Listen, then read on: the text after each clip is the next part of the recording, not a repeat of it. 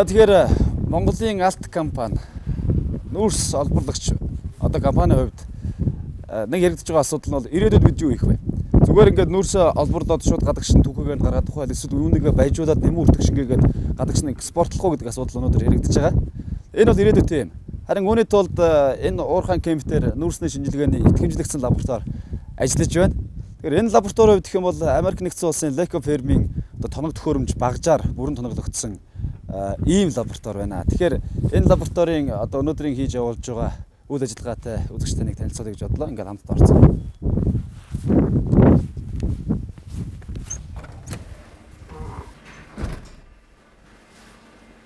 Яасан мэцхан уу? Заасан байна уу? Заасан. Ийгэл телевиз орхон хүндээс авч байна. Нүүрсний лабораториор бас хүмүүс гайхаж байгаа юм болов уу? Яг нүүрсийн юуг шинжилээд гэдэг юм бол гээд. За, манайх бол нүүрсний бол ерөнхийдөө бүх шинжилгээг хийдэг байгаа. За, одоо захын жишээ нь бол эндээс бол ингээд манай Америкийн одоо юу гэдэг нь Лекогийн юу вэ те? Америкийн брендийн одоо Лекогийн одоо тоног төхөөрөмжөөр бүрэн автоматжуулсан тоног төхөөрөмжөөр тоноглогдсон байгаа. Энэ тоног төхөөрөмжүүд нь бол одоо наривчлал өндөртэй. За одоо энэ багжийн хувьд гэх юм бол одоо нүүрсэн дээр нүүрс дөрөгч, ус дөрөгч, азот, дээр нь хүчил дөрөгч гэсэн юм дөрвөн элементийг шинжилдэг байгаа. Энэ болохоор бол нэг удаагийн өндөр 30 дээжийг бол хийгээд тэгээд 30 дээжээ бид нар бэлдээд өгөнгүүт энийг бол шинжилээд хариуг нь бол наривчлал өндөртэйгээр гаргаж ирдэг байгаа. За тэгээд дараагийн нь бас манай Лекогийн бас хөхөр үздэг. Тэгээ хөхөр бол нүүрсний бол бас үзүүлэлтэнд нөлөөлдөг. Энэ бол минут дунджаар бол 70 секунд нэг дээжийг шинжилдэг байгаа. Тэгэхээр бол маш өндөр бүтээмжтэй, маш хурцтайгаар ингээд шинжилгээ хийдэг гэсэн үг. Нүүрсний ургаач бас хөхөр их хэмжээгээр ялгардаг шүү дээ, тий? За тэрнийг шинжилдэг. Энэ ямар багж байх юм уу? За энэ бол бас Лекогийн TJ буюу одоо нүүрсэн дээрх одоо техникийн шинжилгээ хийдэг. За тэгэхээр техникийн шинжилгээ гэхээр бол чиг, үнслэг, дэгдэмхий гэсэн гурван юу хийдэг. Нэг удаагийнхаа шинжилгээгээр бол 19 дээж үздэг байгаа. 19-т нэг ойролцоогоор 4 цагийн шинжилдэг байгаа. Тэгээ бас наривчлал өндөртэй. Одоо дараагийн шинжилгээ нь бол нүүрсний бол хамгийн одоо чухал юу те ямар илчлэгтэй шатах юм те. За. Тий илчлэгийг хэмждэг багж байгаа. Бүрэн автомат SS 500 гэдэг бас Лекогийн брендийн байгаа. Энэ болохоор нэг дээжийг 8 минутанд шинжилдэг. Тий ингээд одоо танаа нүүрсний хувьд гэх юм бол ичдгийн чанар ямар ах вэ? Ойролцоогоор 7400 килокалори ичлэг гаргана. Ичлэгтэй. За. Өдөр тутам сорц аваад ингээд шинжилээд өгдөгийн одоо гол ач холбогдол нь яг юм дээр байна. За, гол ач холбогдол нь бол манайх нэг цаад нэг худалдаа авагчтай гэрээ хийсэн байдаг тий. Тэр гэрээнийхээ зааврын дагуу одоо тэр гэрээнийхээ хэмжээнд хүрж ийн үгүй юу гэдгийг бол нэгдүгээр гомдлыг барагдуулах тий. За, одоо танах манай за тэдэс тэдийн илчлэгтэй, тэдэс тэдийн хооронд үнслэгтэй тим нүүрс одоо танад тэдэн дөрөөр худалдана гэхэд манайх бол тим нүүрс өгж байгаа гэдгээ баталгаажуулахын тулд өдөр болгон карьер дээрээс борлуулалтын дээжийг бол авдаг байгаа. Дээр нь бол манайх уурхаа манай одоохонд бол нэг дээж хайгуулын дээжийг бол өдөр тутам аавна. Тэгээд дараагийнхаа одоо юу гэдгийг судалгааны ажил зөрөөсөн судалгааны дээжийг бол бас авдаг байгаа. Сар болох. Одоо ер нь ирээдүйд юу яана баяжуулна гэсэн тийм ээ? Тийм төлөвлөгөөт ажиллаж байгаа юм дээ шүү дээ. Баяжуулах, угаах, угаагаад одоо юу гэдэг нэмэн үртгэж шингэсэн бүтээгдэхүүн гаргахын тулд одоо баяжуултыг хийх тийм төл одоо яаж тэрнийхээ судалгааны ажлыг бол ерөөдөө хийгээд сар болгон хийгээ явж байгаамаа. Майнинг цэг эмэ Монголын уул уурхайн мэдээллийн нэгдсэн сан. За тэгэхээр Монголын алт компани нарийн цохиотын уурхай 2007 оны 12 сараас эхэлж анх хөрсүүлэлтийн ажил хийсэн.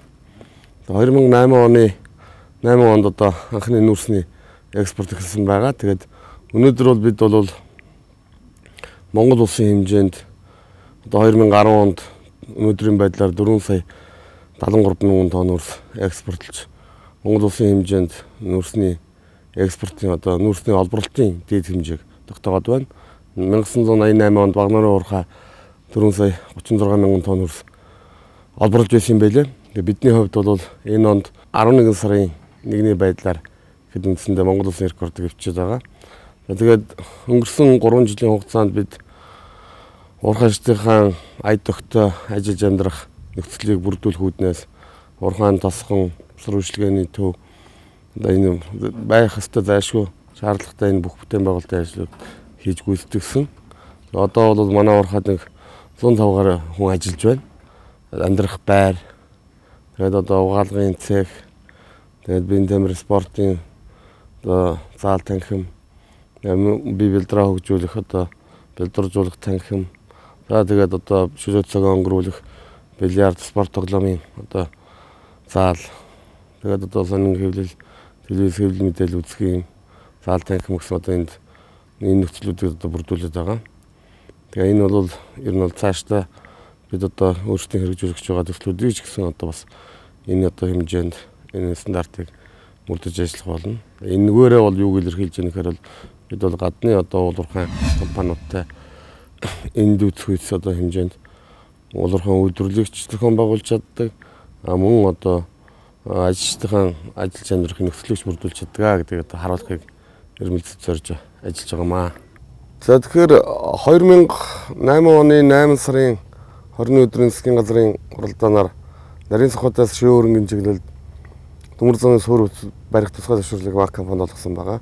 Тэгээ сая 2010 онд юуны улсын хурлаас төмөр замын талаар төрөөс баримтлах бодлогын баримт бичиг батлагдсан.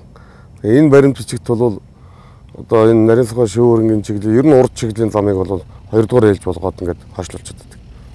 Тэгээд уг нь бол одоо бид бол энэ төмөр замын суур үүстэй холбоотой техник эдийн засгийн үндэслэл, ажлын наривчлсан зураг төсөл, тэгээд одоо гүйцэтгэгч байгууллагын тендер зарлаад тэгээд одоо гэрээгээ байгуулах одоо шатндаа явж идэг.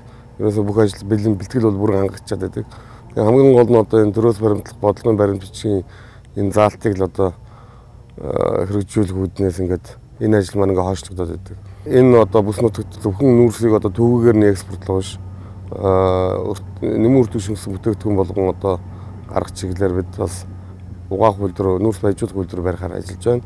Энэний одоо холбогдох зураг төсөл техник эдийн засгийн хүслүүд бол хийгдэж байгаа. Ер нь бол одоо бид нэр үйлдвэрлэлийн болон хагас үйлдвэрлэлийн болон үйлдвэрлэлийн туршилтууд хийгдсэн технологийн сонголтоо үндсэндээ хийчлээ. Одоо техник эдийн засгийн үндэслэлийг бол боловсруулж байна. Ер нь эрхчлээс бол одоо эрх хавраас бол ажиллаа эхэлчих юм баг боломжтой гэж. Энэ өвөл бол одоо гол одоо судалгааны юмнууд бол үндсэндээ дуусчихна. Тэгээ эх оноос бол ажиллаа эхэлчих. Энд бол нэг хайхтар бэрхшээлийн байхгүй геолог хайгуулын ажил нэлээ эрчимтэй явагдаж байна. Энэ чиглэлийн одоо нүүрс баяжуулах шаардлагатай нүүрсний нөөц, ордын загвар модель юмудаа бол одоо зохих төвшөнд бол хийгдэж байгаа. Учираас энд бол одоо биднээс өөрсдөө шалтгаалж учраас харцсангүй. Харин тэгвэл дэд бүтцийн төмөр замын суур бүтцийн асуудал бол төрөөс хамааралтай болчдөг. Болцсон байгаа учраас одоо энэ дээр одоо ингээд төрөөс шийдвэр хүлээгээд гарч байгаа. Зүгээр засгийн газарт асуудал тавиад энэ асуудлыг заавал одоо тэр 2 дугаар ээлж шанлын зам, тэр 5 дугаар сайн шанлын зам баригдсны дараа бариулна гэсэн одоо энэ шийдвэрээ бас эргэж харах болов гэж одоо найдлага төрж байгаа. 180-100 тонны даацтай замууд бол ирээдүйд бол баригдах байх. Тэгэхээр энэ замыг бол бид саяхан одоо нэг ашиглалтанд өгсөн байгаа. Энэ зам баригдсанаар бол байгаль орчинд одоо тодорхой хэмжээний сөрөг нөлөө үүсэх асуудлыг бол хэрхэн хэмжээгээр багасгаж байгаа. Сум орон нутгийн хөдөлмөрчид одоо улсын хил рүү зорчих бүгдээр хятадаас ард улс руу зорчиход бол бас нэлээд одоо хөнгөлөлтөй бөхөмтэй ийм ачаалал бол ер нь бол зам дагаад хөгжил гэж ярьдаг. Тэгээд энэ замыг дагаад одоо хөгжил дөрвчийн хөгжил ирж байгаа. Олон одоо шатгын түгээх станцууд, нефтийн импортлогч компаниудаас энэ замын дагуу барьж байна. Цаашдаач бас одоо энэ замыг дагсан хөгжил ирнэ гэдэгт бид найдаж байна. Монгол залуус бас монгол инженерүүд юу хийж чаддгийг, бас юу бүтээж чаддгийг Монголын алт компани залуучууд харуулж байна. Яг одоо миний явж байгаа энэ зам бол уурхайгаас бомб хүртэл явсан ийм дэд үтсийг шинээр тавьсан байна.